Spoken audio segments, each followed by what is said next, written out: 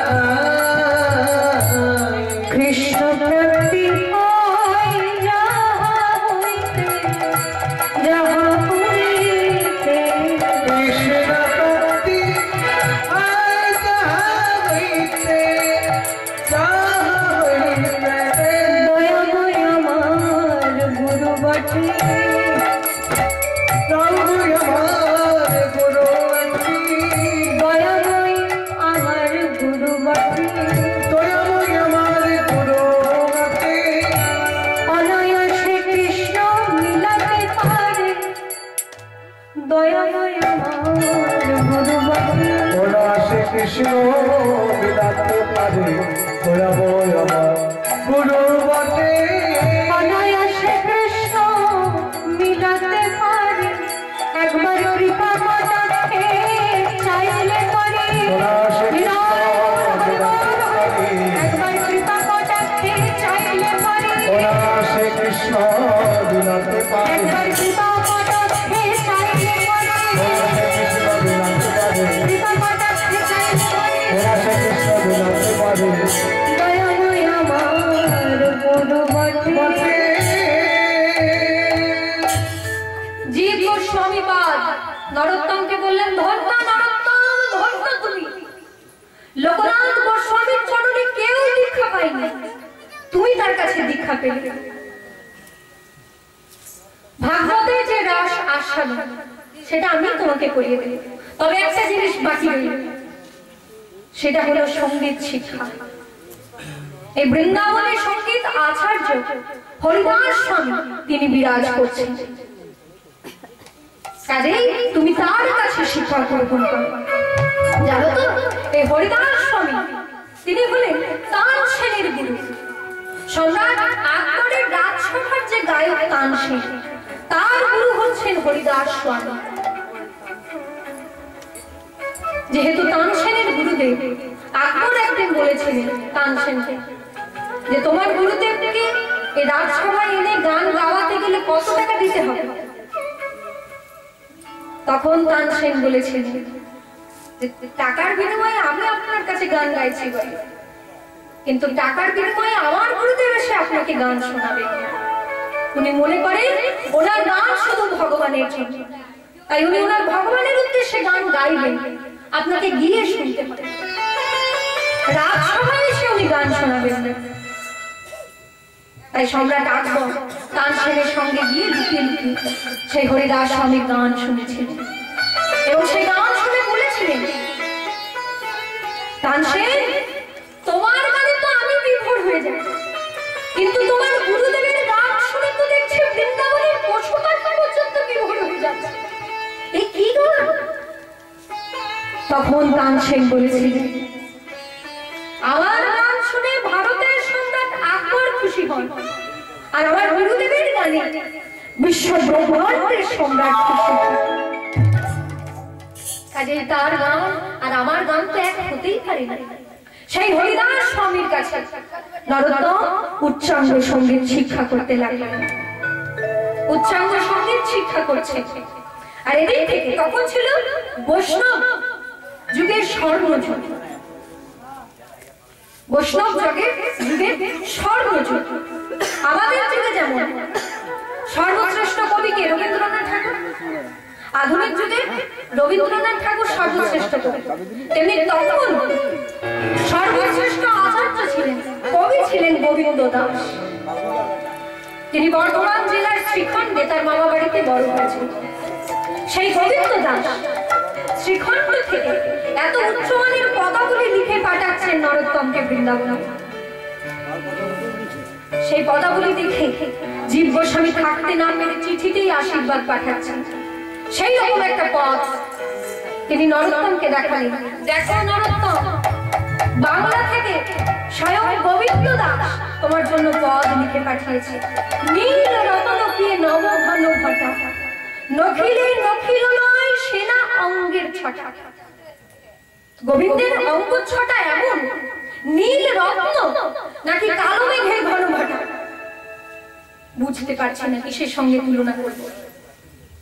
নীল রতনকি কি মানে নাকি, নব ঘন ঘটা কালো মেঘের ঘন ঘটা, নখিলে নখিল নয় দেখেও যেন দেখে শেষ হয় না সেনা অঙ্গের ছটা। গোবিন্দের অঙ্গ ছটা এমন। এই পদের মধ্যে নরোত্তম দাস ঠাকুর যে সুর প্রদান করলেন সেটাই বরানহাটি কীর্তন। মলহার রাগ প্রিয়র তাল এই গান পরিবেশন করলেন। কিন্তু এই গান আস্বাদনের ক্ষমতা সবার মধ্যে থাকে না, তাই পরবর্তীকালে এই গানগুলোর একটু সরলীকরণ করা হয়। প্রথমে বড় অংশটা রেখে তার পরের অংশটা ছোট তালে গাওয়া হয়। মলহার রাগে থাকবে কিন্তু তালটা এক তালে থাকবে, ছোট একটা।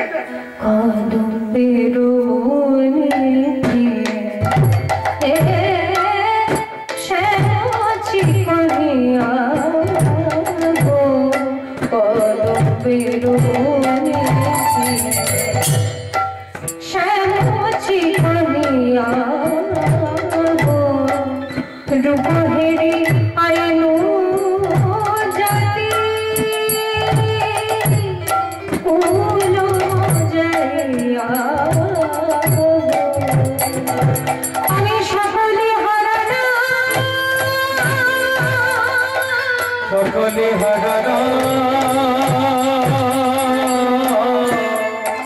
আমি সকলে হারানা, আমি সকলে হারানা ওই কৃষ্ণ রূপে নয়নে সকলে হারানা, কৃষ্ণ রূপে নয়নে সকলে হারানা কৃষ্ণ রূপে নয়নে। এতে কি শোনালি নরোত্তম?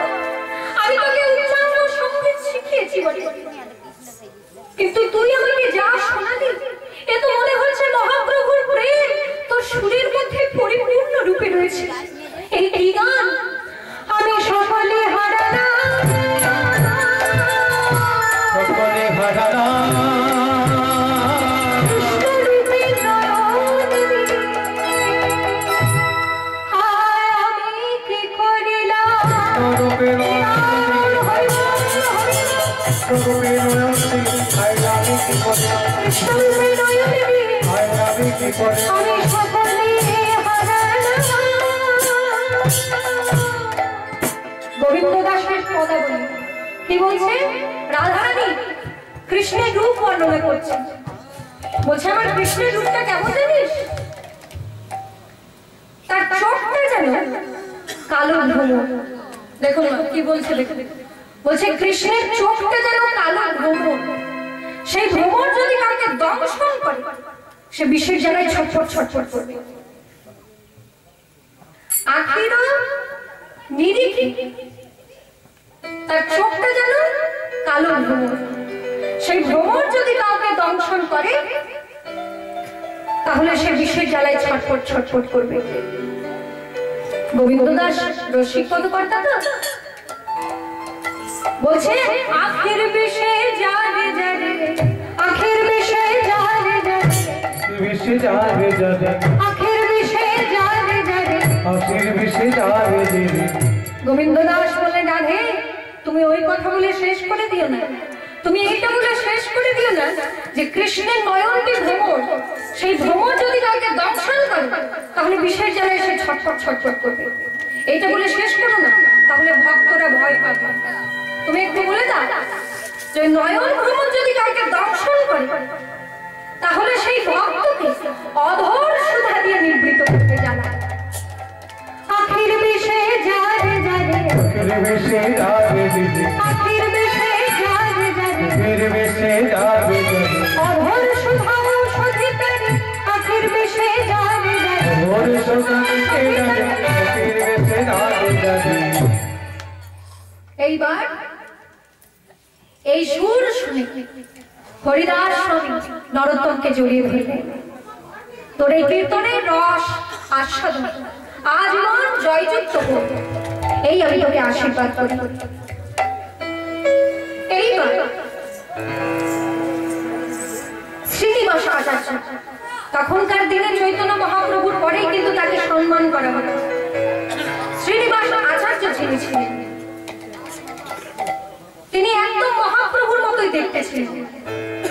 যারা মহাপ্রভুর বিরহে হা হুতাশ হয়ে গিয়েছেন, যেমন গদাধর, রূপ গোস্বামী, সনাতন গোস্বামী, মহাপ্রভু না থাকাকালীন তাদের যে অসহ্য অবস্থা হয়েছিল সেই অবস্থা থেকে নিবৃত্ত দিয়েছিল এই শ্রীনিবাস আচার্য।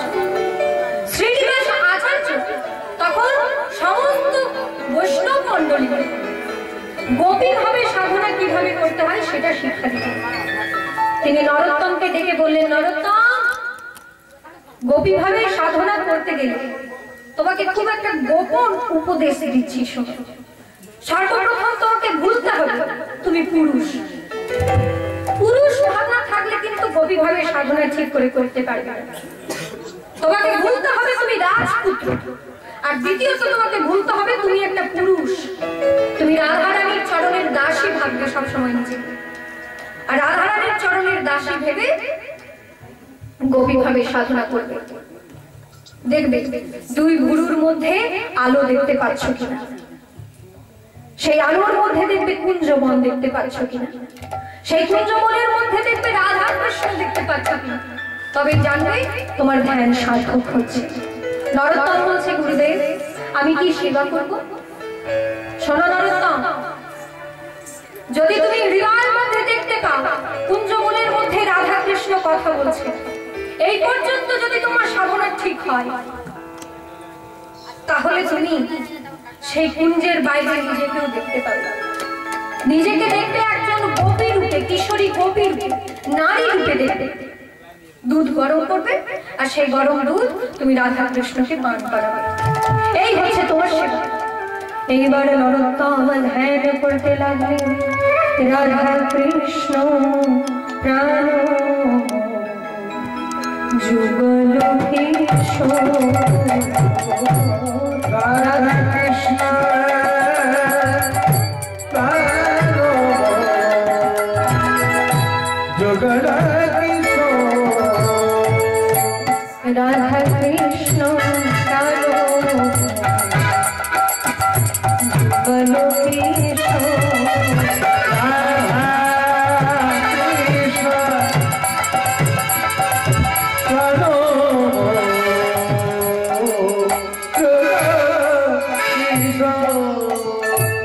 এইবার ধ্যান করছে নরোত্তম। ধ্যানের মধ্যে দেখছে অপূর্ব সুন্দর ভগবান শ্রীকৃষ্ণের রূপের মাধুরী, হাতের বাঁশরি, রূপের মাধুরী, হাতের বাঁশরি, এই গিরিধারী বিনা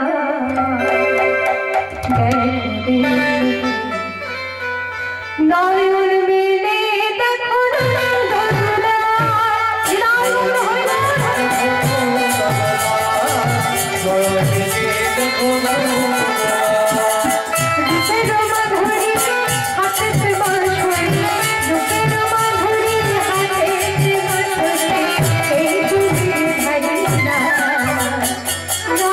মিলে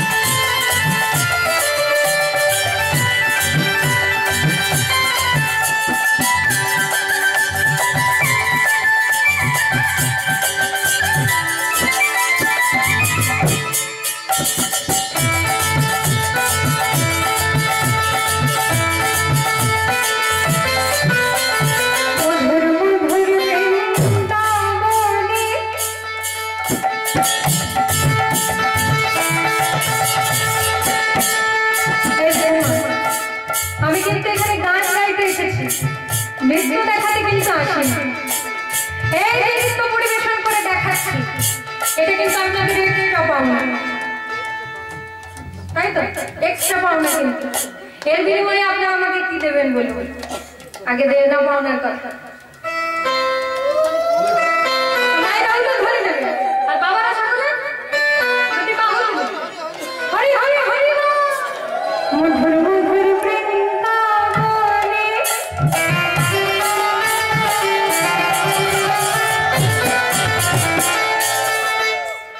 মধুর মধুর বৃন্দাবনে কুঞ্জ গুলিরে এই তো গিরিধারী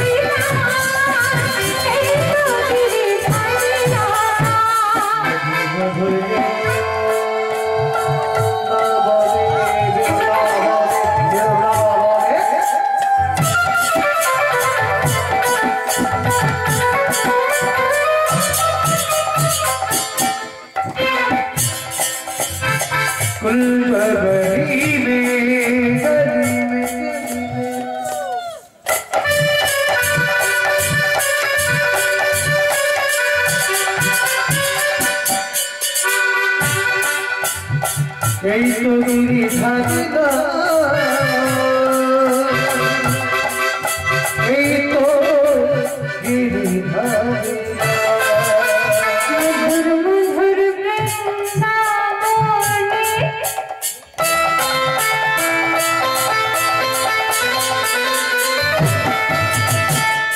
যারা উলুধ্বনি দিয়েছেন তাদের লক্ষ্মী ভান্ডারের টাকা ঢুকলো বলে কথা, আর যারা বলেনি মোটেও ঢুকবে না বলে কথা।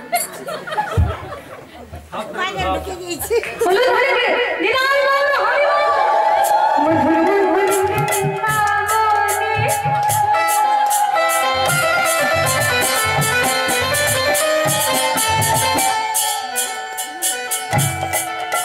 কুঞ্জ গুলিরে এই তো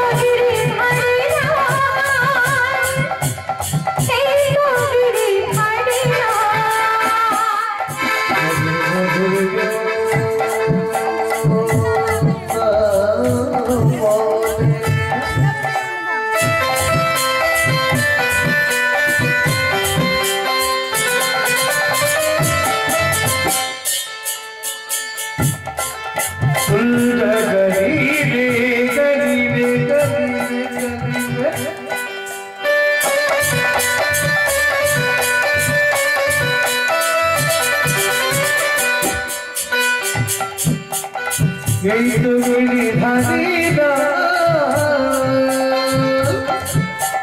এই তো গিরিধারী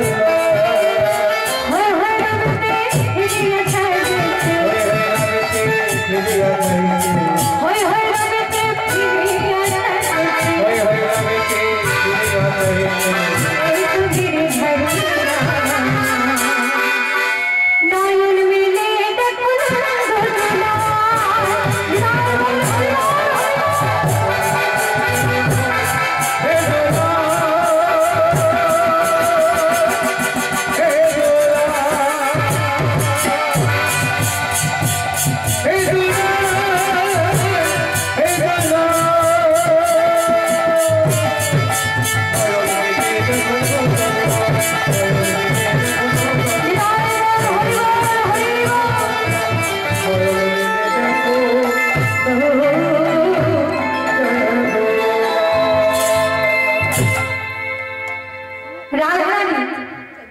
গোবিন্দ চরণে নিজেকে আত্মসমর্পণ করছেন, গোবিন্দ চরণ সেবা করছেন। রাধা কৃষ্ণ প্রাণ যুগল কেশব,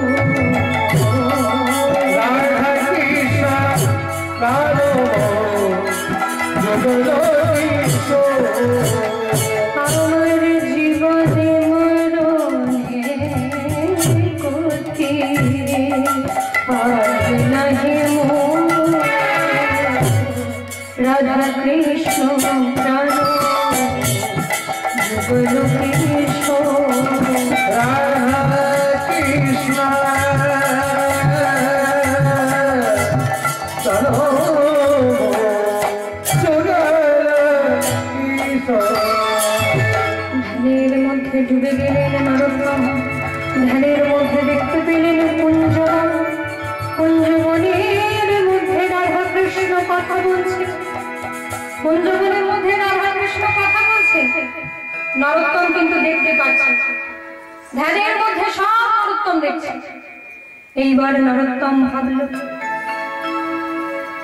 আবার সেবা করবার সময় চলে এসেছে।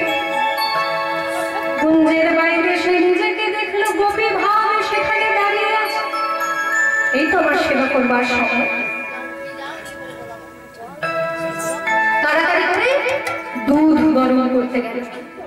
দুধ গরম করতে গেলে মনে মনে ভাবছে একটু দুধ গরম হতে একটু সময় লাগবে, তাই তো? দুধ গরম হতে একটু সময় লাগবে। তা সেই ফাঁকে একটু শুনি না রাধা কৃষ্ণের মধ্যে কি কথা হচ্ছে। দুধ গরম হচ্ছে ওদিকে, আর কান দিয়ে শুনছে। আসলে সেই কুঞ্জ বলে তো বালি সিমেন্টের দেওয়াল নেই, লতা পাতার দেওয়াল। তাহলে কুঞ্জের ভেতরে কি কথা হচ্ছে সব শোনা যায়। নরোত্তম কান দিয়ে শুনছে। রাধা রানী গোবিন্দ চরণের সেবা করছে, বলছে প্রাণবন্ধু হে বধূ হে বধূ কি আর বলিব আমি, কি আর বলিব আমি। বধূ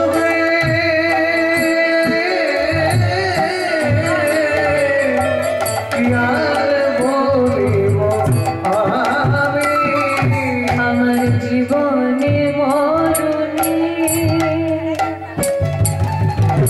জন্মে জন্মে প্রাণনাথ হলো তুমি, কি আর বলিব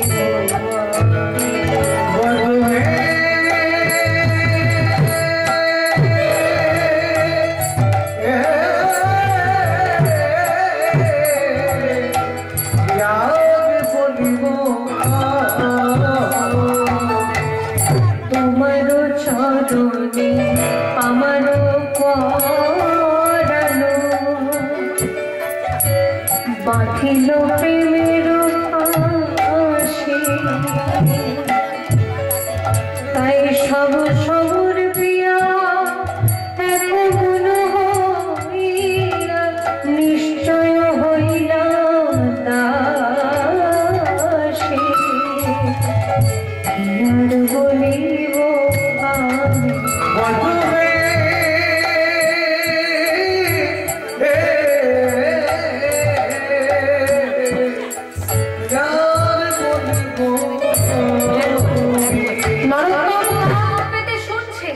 যত শুনছে তত বিভোর হয়ে যাচ্ছে, বিভোর হয়ে যাচ্ছে সেই কথা শুনে।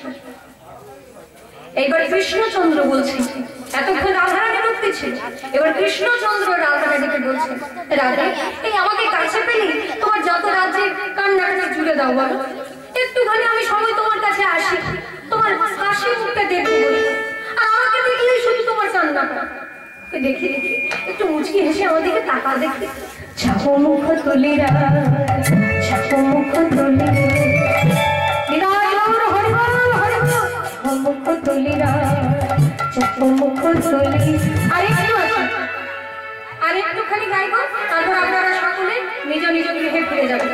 একটু ছাপো মুখ তুলিরা ছাপো মুখ তুলি নয়ন না চলি নাচে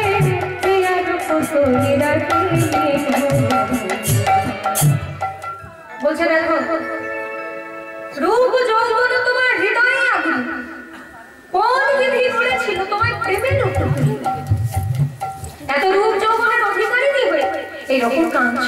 আচ্ছা না, আমি আমার বাঁশিটা তোমাকে দিয়ে দিলাম, একটু মুচকি হেসে আমাদেরকে তাকাও দেখি। লেখো লেখো লেখো সাধের মুরলী,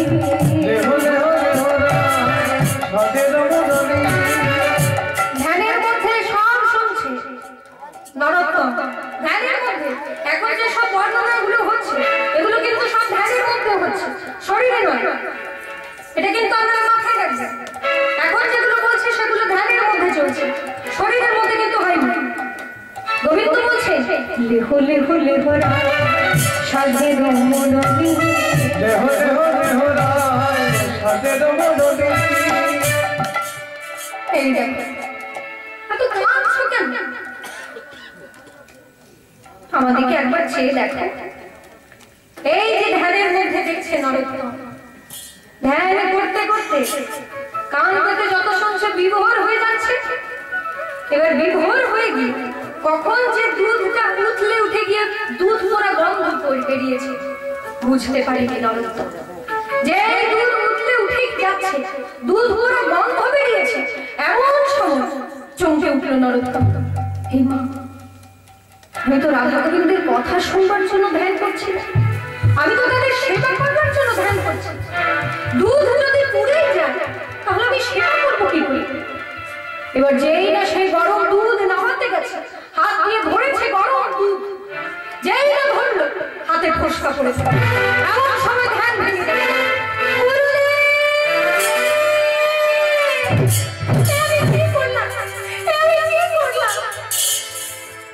পরের দিন যখন নরোত্তম গুরুদেবের গায়ে তেল মাখানোর জন্য গেছে, হাতটা চাদরের মধ্যে লুকিয়ে নিয়েছে। গুরুদেব বলছে হাতটা লুকিয়েছিস কেন রে? দেখি দেখি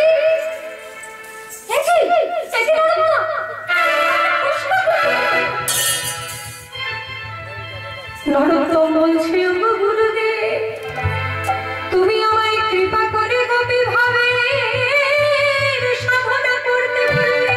সাধনা করতে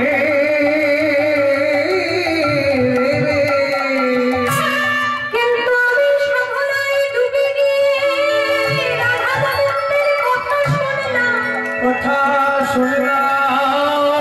কথা শুনতে শুনতে ওদিকে দুধ উঠলে উঠল, আমি আর সেবা করতে পারলাম না।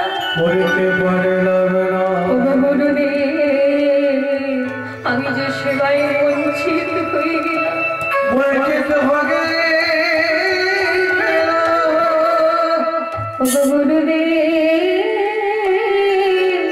আমি সেবায় বঞ্চিত হলাম, আমি কৃষ্ণ সেবা বঞ্চিত হলাম। আমি কৃষ্ণ সেবা বঞ্চিত হলাম।